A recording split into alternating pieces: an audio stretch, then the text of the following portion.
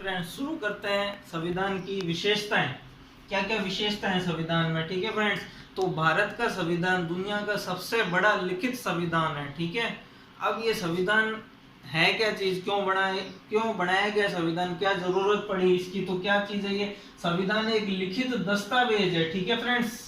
एक written document है जो हमें जानकारी देता है कि भारत की राज व्यवस्था कैसी होनी चाहिए, शासन व्यवस्था किस प्रकार होनी चाहिए, चुनाव किस प्रकार कराया जाना चाहिए, प्रधानमंत्री का कार्यकाल कितना होना चाहिए, राष्ट्रपति का कार्यकाल कितना होना चाहिए, लोकसभा और राज्यसभा के सदस्यों का कार्यकाल कितना होना चाहिए, उनको वेतन भत्ते किस प्रकार से दिए जाने चाहिए, न्याय व्यवस्था कैसी होनी चाहिए, उनको शपथ किस प्रकार दिलाई जाती है और शपथ में क्या क्या बात कही जाती है, संसद की कार्रवाई किस प्रकार चलाई जाती है, भारत की सीमाओं का निर्धारण, और यदि कोई नया राज्य बनता है, कोई नया स्टेट बनता है, या पहले से कोई स्टेट या पहले से कोई जिला मौजूद है तो उसका नाम बदलना है तो उसका नामकरण किस प्रकार किया जाना चाहिए। इस तरह के मतलब जितनी भी चीजें हैं वो सारी की सारी संविधान हमें बताता है, ठीक है फ्रेंड्स। तो ये संविधान का काम है। अब चलिए देखते हैं सबसे छोटा संविधान कौन सा है। यूएसए का, United state of America. America का संविधान सबसे छोटा संविधान है और सबसे बड़ा संविधान भारत का संविधान है, ठीक है फ्रेंड्स। ब्रिटेन का जो संविधान है वो लिखित संविधान नहीं है, मौखिक संविधान है, ठीक है फ्रेंड्स। अलिखित संविधान भी बोल सकते हैं अपन इसको। और देखते हैं मूल संविधान में कितने अनुच्छेद थे। 395 अनुच्छेद, 22 भाग और 8 अनुसूचियां थी, ठीक है फ्रेंड्स। मूल संविधान में जब संविधान बना था तब की बात है। और अभी वर्तमान में कितने अनुच्छेद है, तो 465 अनुच्छेद, 25 भाग और 12 अनुसूचियां हैं, ठीक है फ्रेंड्स। संविधान, भारत में संविधान को सर्वोच्च माना गया है और संविधान में जनता को सर्वोच्च माना गया है, ठीक है फ्रेंड्स। संविधान में जनता को सर्वोच्च माना गया है, जनता को सबसे ऊपर रखा गया है और कहा गया है कि देश का शासन जो है जनता का है, जनता द्वारा और जनता के लिए शासन होना चाहिए, ठीक है। इसके अलावा भारत में एकल नागरिकता का नियम है। एकल नागरिकता का मतलब क्या है कि जैसे कोई राजस्थान का नागरिक है तो राजस्थान का भी नागरिक होगा और भारत का भी नागरिक होगा, उसको अलग से देश की नागरिकता लेने की जरूरत नहीं है। लेकिन वहीं अपन अमेरिका की बात करें, United state of America, America की बात करते हैं तो यहाँ पर जैसे दोहरी नागरिकता का नियम है, यानी कि अगर कोई वैंकूवर सिटी में रहता है यहाँ पर या न्यूयॉर्क सिटी में रहता है तो उसको न्यूयॉर्क की नागरिकता लेनी पड़ेगी, एक नागरिकता, प्लस अमेरिका देश की नागरिकता लेनी पड़ेगी, 2 नागरिकता, यानी कि यहाँ पर दोहरी नागरिकता का नियम है। लेकिन हमारे भारत में एकल नागरिकता का नियम है, यहाँ पर डबल नागरिकता का नियम नहीं है, ठीक है फ्रेंड्स। इसके अलावा सभी को सार्वभौमिक वयस्क मताधिकार, यानी कि संविधान ने सभी को मताधिकार दिया है, सभी को वोट देने का अधिकार है। जो चलिए फ्रेंड्स देखते हैं भारत में फेडरल सिस्टम यानी कि संघात्मक शासन व्यवस्था को अपनाया गया। अब ये संघात्मक शासन व्यवस्था क्या होती है, इसका मतलब क्या है कि 2 तरह की गवर्नमेंट वर्क करती है, स्टेट गवर्नमेंट और सेंट्रल गवर्नमेंट, ठीक है फ्रेंड्स, केंद्र सरकार और राज्य सरकार। इसके अलावा कई जगह ऐसी है जहां पर केवल केंद्र सरकार का शासन चलता है, जैसे केंद्र शासित राज्य हो गए, वहां पर सीधा केंद्र सरकार का शासन चलता है। इसे बोलता है यूनिटरी सिस्टम, एकात्मक व्यवस्था, यानी कि ना तो पूरी तरह से संघात्मक व्यवस्था और ना ही पूरी तरह से एकात्मक व्यवस्था, यानी कि दोनों का मिला जुला रूप देखने को मिलता है, ठीक है फ्रेंड्स।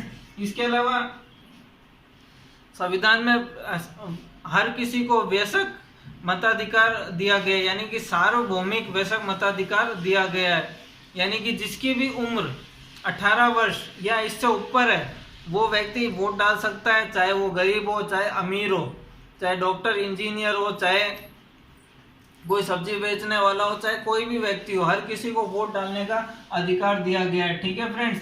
पहले वोट डालने की उम्र थी 21 वर्ष, लेकिन 1981 में 61वें संविधान संशोधन के द्वारा अब उम्र कितनी कर दी गई है, 18 वर्ष कर दी गई है, ठीक है फ्रेंड्स। 18 वर्ष या इससे ज्यादा उम्र का कोई भी व्यक्ति वोट डाल सकता है। अब बात करते हैं संविधान की प्रस्तावना की, प्रियम्बल ऑफ कॉन्स्टिट्यूशन, संविधान की प्रस्तावना या इसे उद्देशिका भी बोलते हैं, ठीक है फ्रेंड्स। उद्देशिका या प्रस्तावना एक ही बात है। इसमें क्या कहा गया, ये शुरुआत कहाँ से होता है, ये पूछा जाता है कि संविधान की प्रस्तावना की शुरुआत कहाँ से होती है, तो शुरुआत होती है हम भारत के लोग, we the people of India, we the people of India. ठीक है फ्रेंड्स, शुरुआत कहाँ से होती है? हम भारत के लोग, we the people of India, इस शब्द से संविधान की शुरुआत होती है। अब इसमें क्या क्या और शब्द जोड़े गए हैं? हम भारत के लोग भारत को संप्रभुता, संपन्न, समाजवादी, पंथ निरपेक्ष, लोकतंत्रात्मक गणराज्य बनाने के लिए सामाजिक, आर्थिक, राजनीतिक न्याय, धर्म, विश्वास, विचार, अभिव्यक्ति, उपासना इत्यादि स्वतंत्रता, मतलब ये सारे के सारे शब्द इसमें जोड़े गए। अब इन शब्द का अर्थ क्या है वो अर्थ हमें समझना है, पूरी की पूरी प्रस्तावना हमें याद नहीं करनी है। ठीक है फ्रेंड्स, एग्जाम में ये पूछता है कि प्रस्तावना में ये शब्द दिए गए या नहीं दिए गए, इस तरह से पूछता है। यानी कि पंथ निरपेक्ष, समाजवादी और संप्रभुता संपन्न शब्द प्रस्तावना में निहित है या नहीं है, इस तरह से एग्जाम में पूछा जाता है। पूरी प्रस्तावना हमें याद नहीं करनी है। तो अब हम इन शब्द का अर्थ समझते हैं। अब देखते हैं फ्रेंड्स, संप्रभुता संपन्न, इसका मतलब क्या है? संप्रभुता संपन्न यानी कि भारत के जो भी फैसले होंगे वो भारत देश खुद लेगा, किसी भी दूसरे देश का दखल मंजूर नहीं होगा। जैसे कश्मीर मुद्दा ले लो, तो कश्मीर मुद्दे पे भारत खुद ही निर्णय लेगा, कोई दूसरे देश की पंचायती हम लोग सहन नहीं करेंगे। ठीक है ना फ्रेंड्स। इसके अलावा समाजवादी, समाजवादी का अर्थ है, समाजवादी शब्द का क्या अर्थ है? समाजवादी शब्द का अर्थ है कि आय की समानता, यानी कि हर किसी को व्यापार करने का अधिकार है। ठीक है फ्रेंड्स, आय की समानता।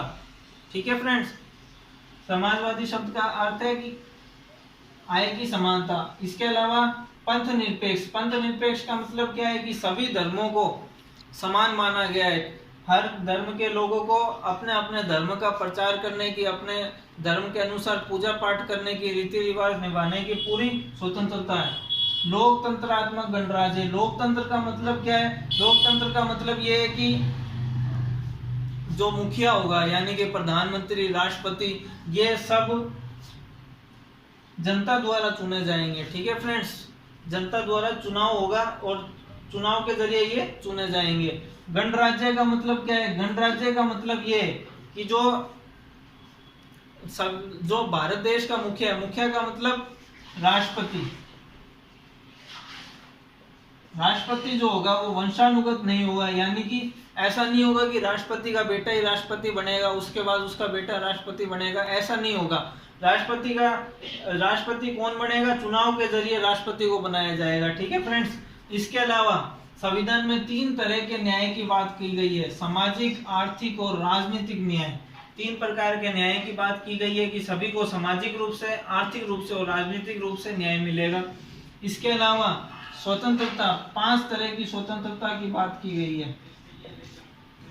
धर्म की स्वतंत्रता, हर किसी को अपना धर्म प्रचार करने का अधिकार है। विश्वास, विचारों की अभिव्यक्ति की स्वतंत्रता, अभिव्यक्ति, उपासना, हर किसी को अपने हिसाब से उपासना करने का अधिकार है। इस तरह से 5 तरह की स्वतंत्रता की बात की गई है।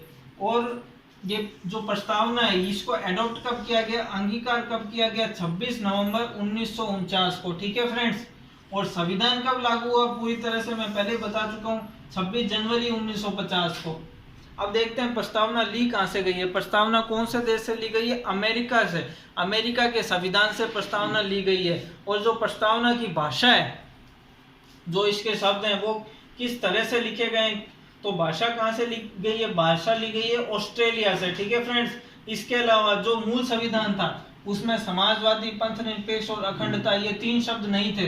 तो ये 3 शब्द 42वें संविधान संशोधन द्वारा 1976 में जोड़े गए। ठीक है फ्रेंड्स। 42वें संविधान संशोधन द्वारा 1976 में 3 शब्द समाजवादी, पंथ निरपेक्षता और अखंडता शब्द जोड़े गए हैं। ठीक है फ्रेंड्स। तो ये थी संविधान की प्रस्तावना।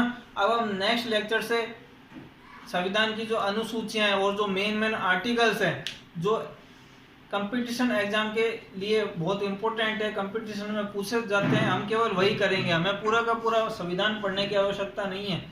जो चीज़ कंपटीशन में इंपॉर्टेंट है वो हम पढ़ेंगे। ठीक है फ्रेंड्स, थैंक यू।